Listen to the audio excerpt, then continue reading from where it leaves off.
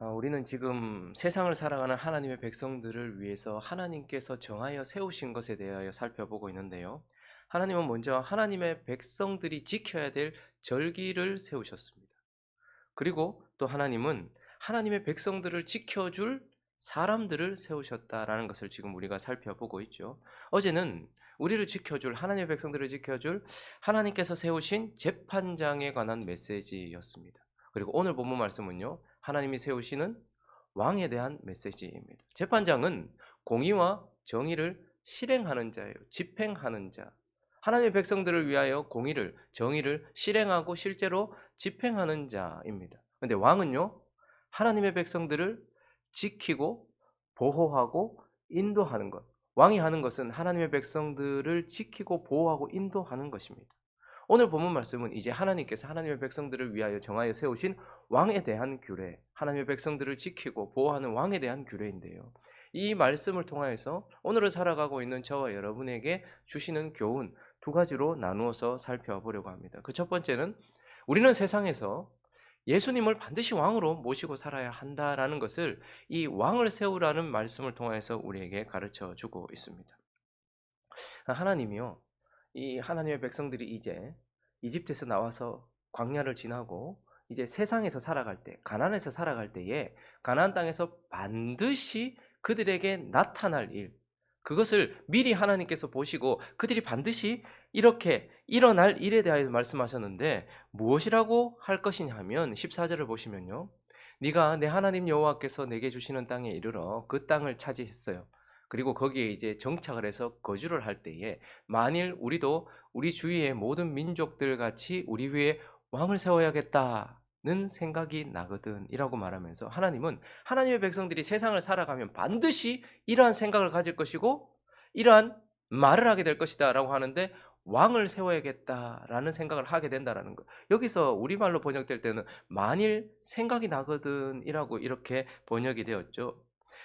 이 단어는 사실 웨아마르타라는 단어인데 우리말로 번역될 때는 만일 생각이 나거든이니까 살다 보면 왕을 세워야겠다라고 생각할 수도 있고 그렇지 않을 수도 있다라는 뉘앙스가 조금 느껴지는데 그렇지 않고 웨아마르타라는 단어는 반드시 그렇게 말할 것이다라는 뜻입니다.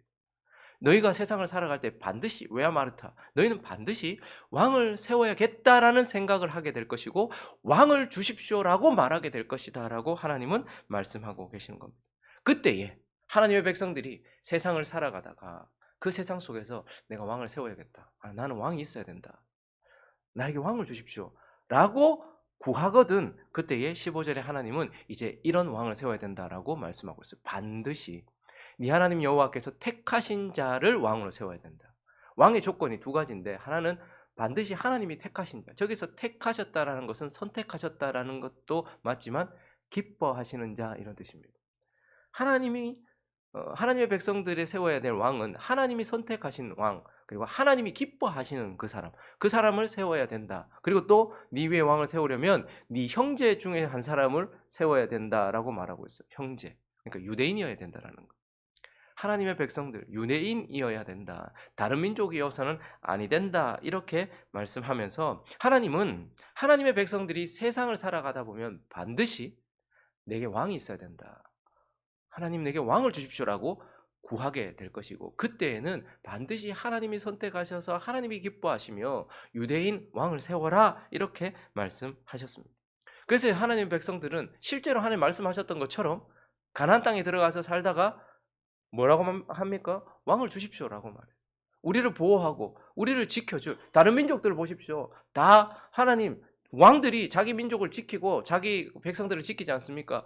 왕을 주십시오라고 그렇게 말했고 실제로 이스라엘 백성들은 왕을 세웠습니다. 그러나 우리가 아는 것처럼 그 왕들은 결코 그 백성들을 지켜주지 못했습니다.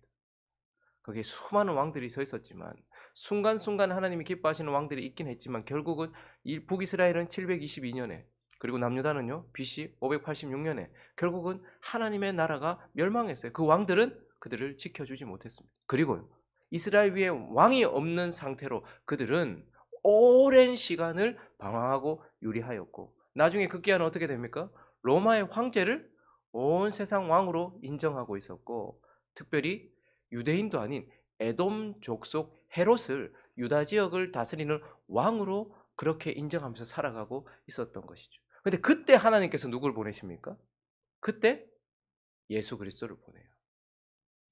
이스라엘 왕이에요. 왕 아무도 앉아 있지 않은 그 상황에서 로마의 황제를 왕이라고, 온 세상의 왕이라고, 그리고 에돔 족속인 헤롯을 왕이라고 그렇게 인정하고 있던 그 시대에 하나님은 예수님을 보내셨습니다. 예수님은 하나님께서 세례를 베푸실 때도 뭐라고 하십니까? 하늘로부터 소리가 이는 내 사랑하는 자, 내가 기뻐하는 자 이렇게 말해요. 이가 내가 선택한 자다. 그들은 로마를 꺾고 헤롯을 제거할 어떤 강력한 우리 눈에 보기에 강력한 왕을 원했을지 모르겠는데 하나님은 그때에 한 사람을 보내셨는데 이가 내가 기뻐하는 자다라고 예수님을 보내셨고 그리고 예수님은 어떤 모습으로 오셨습니까? 유대인으로 오셨어요. 유대인으로. 하나님께서 말씀하신 그대로 왕의 모습으로 여기에 왔다라는 것이죠. 그리고 뭘 선포합니까? 천국, 하나님 나라를 선포하기 시작합니다. 하나님이 다스리는 나라, 그리고 자신이 하나님 나라의 왕이다라고 선포하시면서 그때의 모든 자들에게 로마의 통치 아래서 압제를 당하고 있는 그들, 헤롯의 폭정에 고통받고 있는 그들에게 왕이 필요하다라는 마음이 간절하던 그때에 하나님께서 예수를 보내시면서 저를 왕으로 모셔야 된다. 예수도 나를 왕으로 모셔야 된다라고 이렇게 말씀하신 것이죠. 우리에게 주어진 율법과 우리 속에 계신 성령은 우리가 죄인이라는 것을 깨닫게 해요. 끊임없이 우리가 더럽다라는 것을 깨닫게 해요. 그래서 그것을 깨달을 때 우리는 나의 죄를 덮으며 오늘도 내가 하나님 앞에 설 수 있도록 할 어린 양의 피가 필요하다는 것을, 그래서 어린 양 대신 예수 그리스도를 찾게 합니다. 그런데요, 우리가 세상을 살아가다가 풍파를 만나면 세상이 만만치 않다. 세상의 신이 강하다. 그리고 나는 세상에서 세상을 이길 힘이 없다라는 것을 세상을 살아가다가 제대로 깨달아야 될 그 깨달음을 갖게 되면 우리는 그때에 내게도 왕이 필요하다.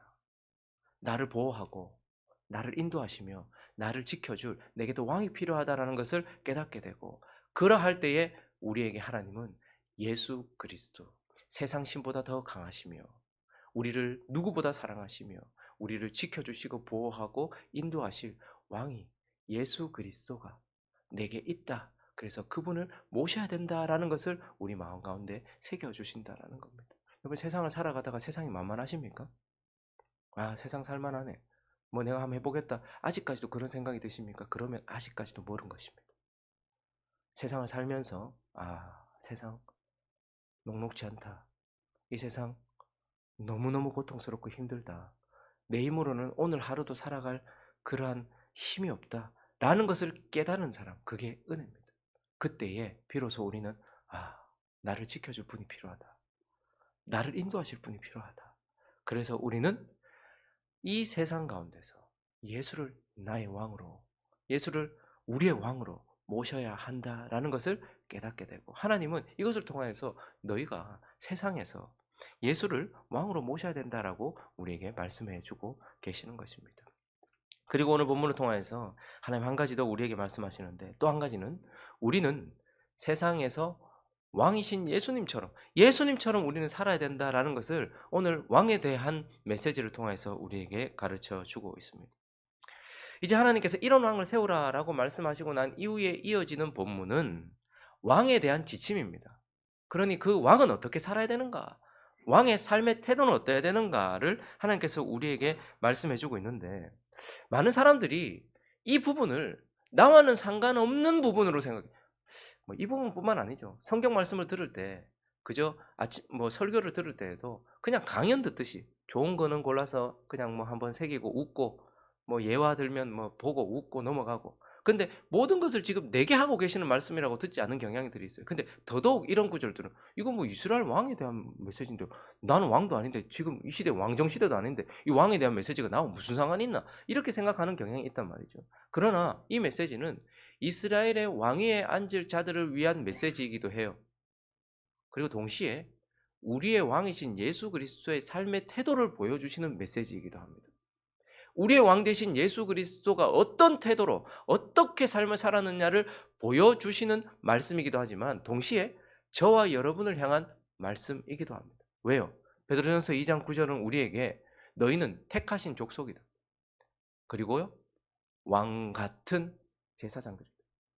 저와 여러분의 신분이 인정하든 인정하지 않든 인지하든 인지하지 못하든 상관없이 하나님은 우리를 택하신 족속이요 하나님의 소유가 된 백성이요 하나님 나라요 거룩한 나라로 그리고 동시에 왕같이 우리를 부르셨단 말입니다. 그러니까 이스라엘 백성의 왕위에 앉았던 자들에게 선포된 메시지 그리고 이스라엘 왕이신 예수 그리스도가 살아간 삶의 태도 동시에 그것은 저와 여러분 하나님께서 그렇게 부르신 왕 같은 존재로 부르신 저와 여러분을 향한 요구이기도 하다라는 것입니다. 그러므로 이 메시지는 우리가 세상을 살아가는 동안 왕이 필요하다라는 것을 말씀하는 메시지이기도 하지만 왕 같은 제사장으로 부름받은 저와 여러분이 어떻게 살아야 되는지에 대한 태도를 가르치는 메시지이기도 하다라는 것입니다. 어떻게 살아야 합니까? 16절과 17절 그는 병마를 많이 두지 말 것이요 병마를 많이 얻으려고 그 백성을 애굽으로 돌아가게 하지 말 것이니 이는 여호와께서 너희에게 이르시기를 너희가 이후에는 그 길로 다시 돌아가지 말 것이야. 뭐라고 말합니까? 병마를 많이 두지 말. 어떤 왕이 어떤 나라의 왕이 군사력을 의지하지 않는 왕이 어디 있습니까? 그런데 하나님 백성의 왕은 하나님 나라의 왕은 병마를 많이 두지 말래. 힘을 의지하지 말라라고 말씀하십니다. 능력을 의지하지 말라라고 말씀해요. 저게 필요 없다는 말이 아니라 그것을 의지하지 말라는 말이에요. 많이 두지 말라는 말은 사람들은 하나님으로 만족하고 하나님으로 안심을 누리는 것이 아니라 자기가 쌓아놓은 것, 특별히 자기의 힘, 그것을 안심하고 만족하잖아요. 근데 이어지는 또 본문은 뭐라고 말합니까? 그에게 아내를 많이 두지 말아라. 그의 마음이 미혹된다. 이 말은 쾌락과 관련된 말씀이기도 하겠지만 저 당시에 많은 왕들이 많은 부인들을 뒀어요. 이유가 뭐죠? 뭐 성관계가 좋아서 물론 쾌락 때문일 수도 있겠죠. 그러나 대부분은 뭡니까? 정략 결혼이에요. 정략 결혼. 그러니까 동맹을 맺는 거예요. 더 많은 안전을 보장하기 위한 수단이었습니다. 그래서 이것 또한 내가 하나님을 의지하기보다는 내 주변에 있는 나라들과 그 정략 결혼을 통해 맺은 동맹의 힘을 믿는 거죠. 그걸 의지하지 말아라라고 말씀하시고 또 자기를 위하여 은금을 많이 쌓지 말아라 이렇게 말씀하고 있습니다. 그러니까 하나님의 백성들의 왕, 하나님께서 세우신 왕, 세상을 살아가는 왕들에게 하나님이 요구하신 것은 하나님을 의지하는 거예요. 이게 생각보다 어렵습니다. 여러분 지금 여러분들이 노후에 대한 대책이 되어 있지 않다고 한번 생각해 보십시오. 그렇지만 하나님이 내 노후다, 내 노후 대책이시다 이런 믿음으로 산다는 거 쉽지 않습니다. 어떻게든지 쌓아놔야지 내가 나중에 뭐 자식들한테 피해도 안 끼치고 내가 살지 않을까? 이런 생각 들지 않습니까? 내 자녀들이 지금 결혼도 시켜야 되고 아직까지 많은데 내가 이거 없으면 그래서 우리는 은금을 의지하기도 합니다. 동맹을 의지하기도 합니다.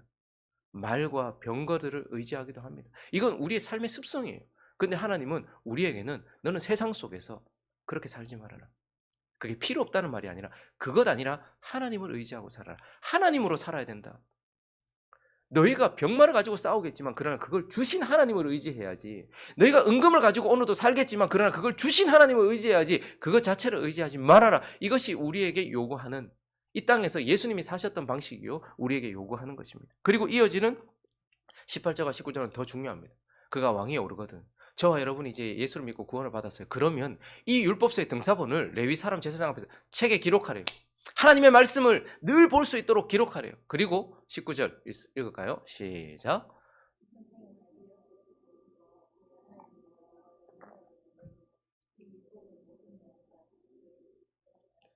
저 말씀은 이스라엘 백성들의 왕위에 앉았던 모든 왕들에게 주어진 메시지이기도 하고 저와 여러분에게도 주어진 메시지이기도 합니다.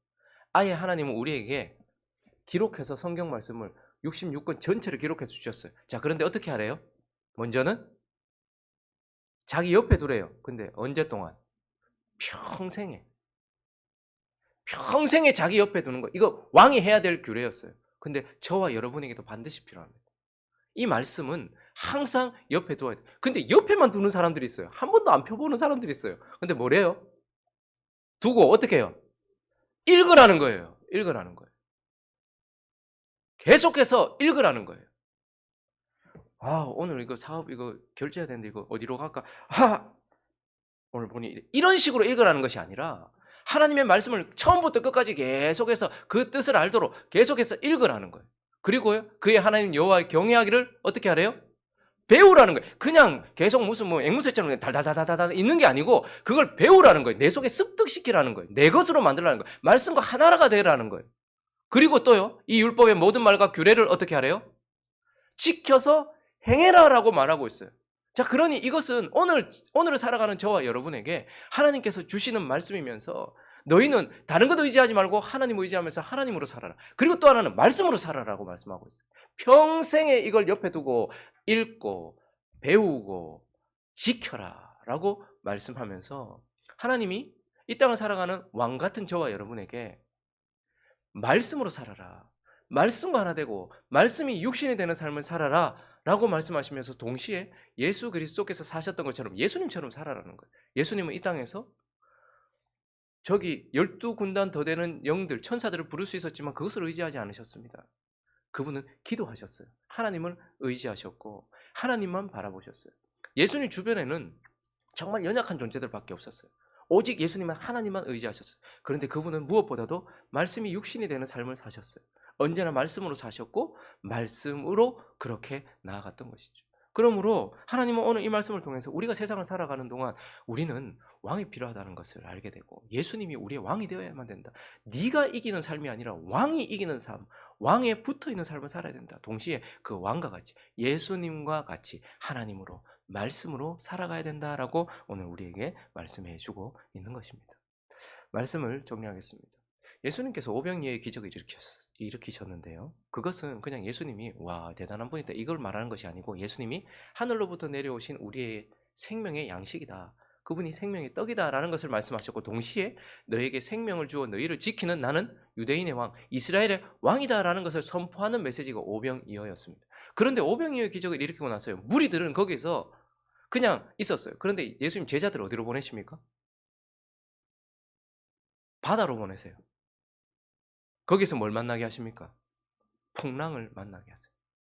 무리들은 그냥 전부 다 예수님 주신 떡 먹고 배불러가지고 거기서 그냥 퍼질러 누워 있었는데 예수님이 제자들은 바다로 보내세요. 세상을 상징하는 바다로 보내셨어요. 그리고 그 바다에서 풍랑을 만나게 하셨어요. 고통을 당하게 하셨단 말이에요. 그런데 그게 은혜예요. 왜요? 거기에서 그들은 이 바다 위에서 이 바다를 잠잠케 하실 예수가 내게 필요하다. 내가 어부지만 그러나 나는 이 세상 속에 살고 있지만 그러나 나는 이걸 마음대로 통제할 수도 없고 언제나 내 배가 뒤집힐 수 있는 그런 상황에 있는데 저기에서 나를 붙들어줄 왕 예수가 필요하다라는 것을 그들은 바다 위에서 알게 되었고 예수와 함께 배 오름에 바람이 그치는지라 그들이 여호와께 영광을 돌리며 그에게 경배하여 그들을 두려워하였더라. 그러니 세상 속에서 풍랑을 만난 것은 그들에게 은혜였어요. 예수가 필요하다는 것, 예수를 붙잡아야 된다는 것, 예수를 왕으로 모셔야 되는 것, 그와 함께 있어야 된다는 것을 깨닫게 되었기 때문이죠.